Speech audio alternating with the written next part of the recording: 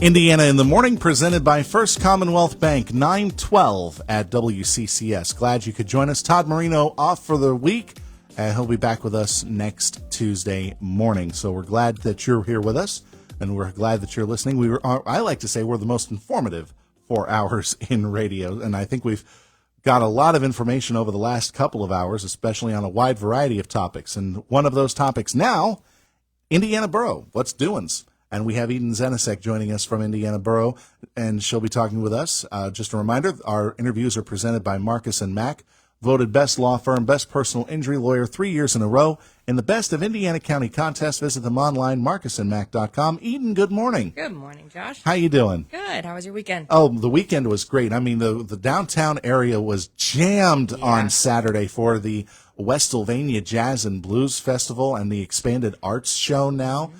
I was thinking it was going to be one thing. I was kind of thinking, okay, this is going to be kind of like what Northern Appalachian Folk Festival was, what New Growth Arts Festival used to be. But this was completely different, getting to see a lot of great art and to hear a lot of great music as well. So it was kind of a nice surprise. Yeah. And the weather turned out perfect. Oh, absolutely, yeah. That helped. Yeah, that did help.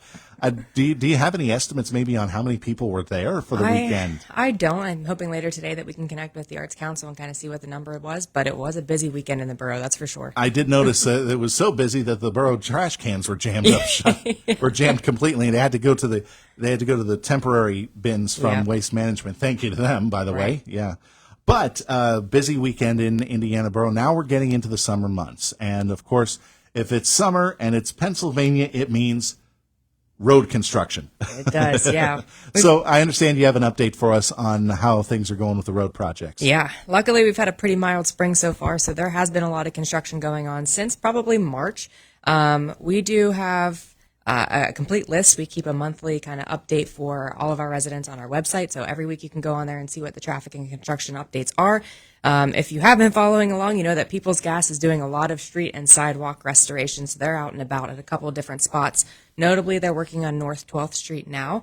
South 7th Street has also been kind of a mess, so they'll be on South 7th Street. Starting a big project at IUP on Pratt Drive. They'll be working on Oakland and then North Cherry, and that's all over the next couple of weeks. And this is part of that pipeline replacement project that they've been doing all this time. Now they're just trying to make things back to neat. Yep. So all right, which is part of Borough Code.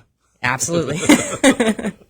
So what else is going on with paving? Yeah, sure. So we also got some estimates for our paving project this year. So every year the borough also maintains some of our borough streets. So we do have a nice mix of both. PennDOT keeping track of some of those state routes, your Philadelphia Street, Oakland, those routes.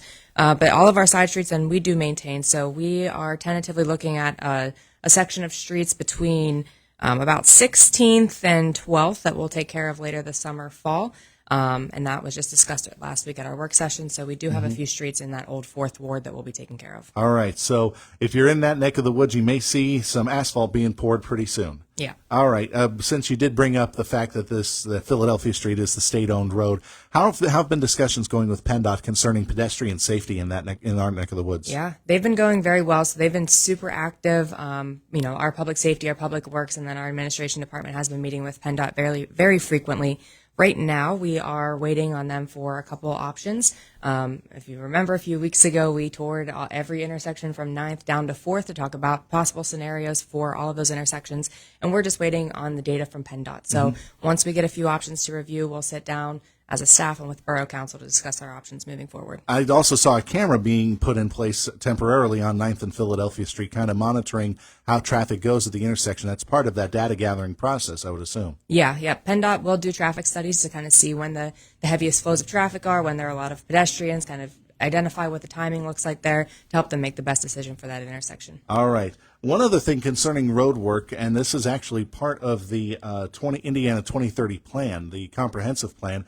It was the 8th Street Corridor project, and this past work session, there was a cooperative agreement between Downtown Indiana Incorporated and the Indiana Borough Council approved. Borough Council footing it looks like 75% of the bill almost for this project. Yeah. So talk about just remind our listeners what the 8th Street Corridor project is going Sure. to entail. So we're really excited about this project. If you've been in or around the borough for any of the last handful of decades, you've probably heard this come up in a number of other plans. But the 8th Street Corridor project is, as the name implies, the section of 8th Street between IUP, basically right outside of where Pratt is being torn down right now, and Philadelphia Street. So what this project is going to aim to do is, at the very least, make it more of a complete street. So if you've ever walked on that street, you'll notice that it doesn't have sidewalks all the way through there. Maybe that the lighting isn't, kind of up to par. And what we want to do is make that more of an inviting, welcoming, and actual connection between IUP and our downtown area. And it's great to have a partner like Downtown Indiana also as well helping out. Yeah, we're very appreciative of their support. They kind of spearheaded this one, getting that first $7,000 from the Realtors Association. And then, as you mentioned, we were able to come up with some additional funding to start this first planning phase. All right. Speaking of walking, there's a big WalkWorks event coming up, right? Yeah. So we are relaunching our WalkWorks route. The Indiana County Planning Office does maintain routes all throughout the county, and the borough is lucky enough to have one of their own. It's about a 2-mile route that starts at IRMC Park, and like I said, we're relaunching that route this Friday. So we'll have 3 opportunities for the public to come walk with us at noon, 4:45, and 7 p.m. Oh, I imagine that 7 p.m. walk is going to be perfect if the rain holds out, but if the sun at that point should be golden hour, should be perfect. If you're walking, take pictures. Yeah. So, how long has this WalkWorks route been in place now? Oh, we've had WalkWorks for, I think, the better part of the last decade. So, Wow. Yeah, you can go on. Like the county office does have all the maps for every walk in the county. The next closest one is in White Township. So if you want to alternate between the two, they do have one as well. And I think we're talking County Office of Planning and Development? Yes. All right, yeah, because they're the ones that have put together that walking decathlon, and this is just one part of that. Absolutely. It's one of those trails. I'm glad to see that it is getting a relaunch, and it has been very popular, I think. Yeah, and there are a lot of walking groups in the borough, so we're excited to have another opportunity with a different route on a different day that maybe works in your schedule a little bit better. Indiana in the Morning, presented by First Commonwealth Bank. We're talking with Eden Zenisek of Indiana Borough. One of the other things that did pop up on the agenda was the steering committee for the Indiana Borough Endowment application process. So this committee, whenever we talked about it for the story, you said that this is kind of the committee that will kind of put together everything before it's sent out for final approval? Yeah, so we are applying for an opportunity through the Community Foundation for the Alleghenies. They're running a pilot program specifically for Indiana and Cambria counties to start an endowment. So Indiana County itself does have an endowment through the Pittsburgh Foundation, but we're looking at more of a borough-specific one to help fund some of these projects that we work on, grant applications. This will be, think of it as a grant matching source. So instead of that coming from your general fund all the time, you'll have dedicated funds, whether that's for parks or updates to buildings, or whatever that specific fund might be. We'll have a better opportunity to match those funds for grants. I think that's pretty good. And again, if it saves the general fund a little bit of money, and the fact that you're able to find this and be able to match those funds without having to dip into the till, that's a positive for John and Jane taxpayer out there. Yeah. Talk about some of the. So this is just the beginning of the process at this point. Yep. Overall goal with the Indiana Borough Endowment is just to provide those matches. Have you thought about if things go through? Have you thought about projects you might use this for? I think one of the biggest areas that we're looking at would be parks. So that's one thing. You mentioned Indiana 2030 earlier, our new comprehensive plan. Our residents are really interested in adding more parks and green space to the borough. So that's probably one fund that we would look at having some of those grant funds for. All right, so using that as part of the comprehensive plan, that's pretty good. So anything big coming up? I know that we have some events coming up in June. I had mentioned off mic the car cruise. It's going to be a downtown Indiana event, and you mentioned the WalkWorks thing. It's coming up this weekend. But June's going to be a busy month. Yeah, June is busy. This weekend, the farmers market does kick off, so we'll start having some recurring events on and on in the borough. Downtown Indiana has expanded their schedule. So as you mentioned, the car cruise the car show is a new one that'll be coming up in about 3 weeks. They also have some Christmas in July festivities this year, which are new. But I would guide our residents to that downtown Indiana schedule for the most comprehensive events. All right. So as we go into the summer months, what's the borough thinking about other than paving projects? Well, paving is a big one. Yeah, Paving is the big one. But what are some of the other things you're looking out for? Just some general reminders. Our trash collection has been going really well. That's right, because it was just switched over to the new bins. Yes. Yep. And I'm assuming all those have been distributed now?